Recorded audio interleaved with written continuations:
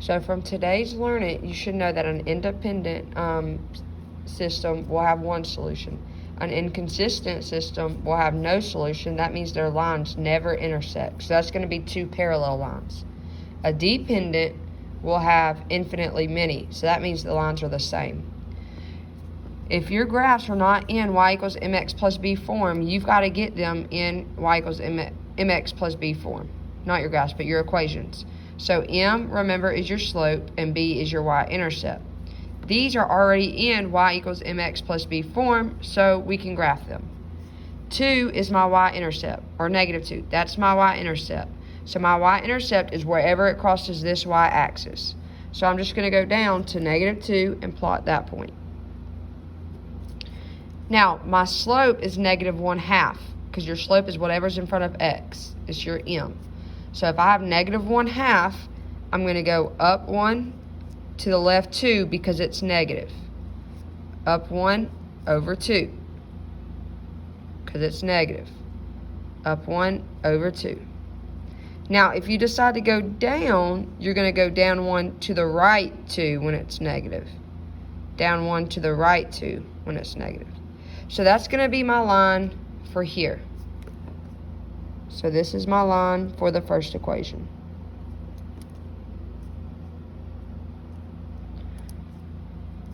Now, next, we'll use this highlighter. Negative 4 is my y-intercept. So I'm going to go down to negative 4 and plot that point here. Now I have a positive 1/2. So remember, it's rise over run. So I'm going to go up 1 over 2.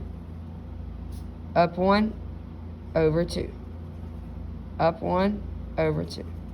Now, as we can see, these two intersect at a point. Okay? They intersect at this point right here, which is point 2, negative 3. So 2, negative 3 will be my answer.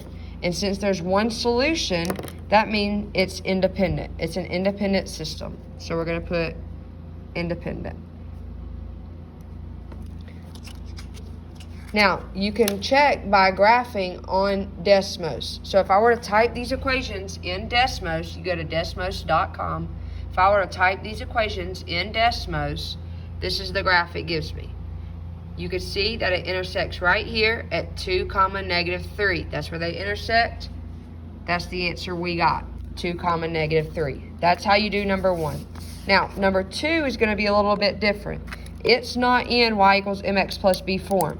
So, let's take this equation, for example, 5x plus y equals negative 3.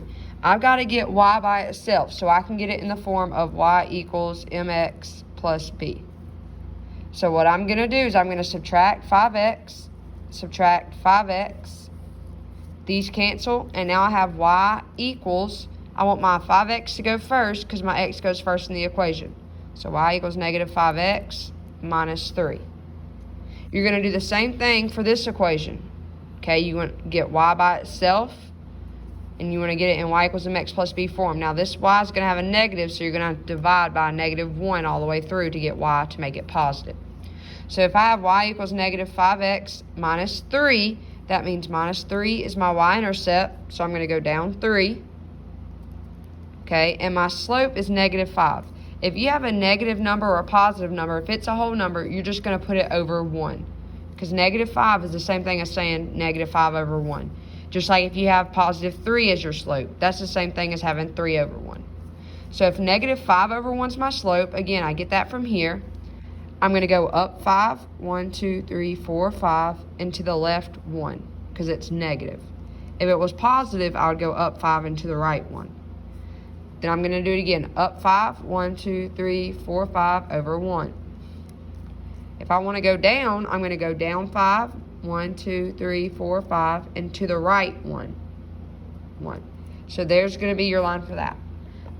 Then you're going to do the same thing for this equation, and then you're going to graph it and see where they cross. Remember, if they do not cross, okay, then that means that there's no solution because the lines never intersect. If they're on top of each other, that means your answer will be infinitely many solutions. So if you look here, you'll get a give me since you're watching this video. Explain what the solution to a system of equations is graphically. That's going to be where the lines cross. Where the lines cross, it's going to be that point where the lines cross. So put that point where the lines cross.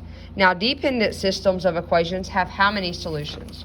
Well, we said dependent has infinitely many solutions. So dependent is going to have many solutions. Independent systems of equations have independent, they have one. So one solution. Inconsistent systems of equation, we said inconsistent has no solutions. So they're going to have no solutions.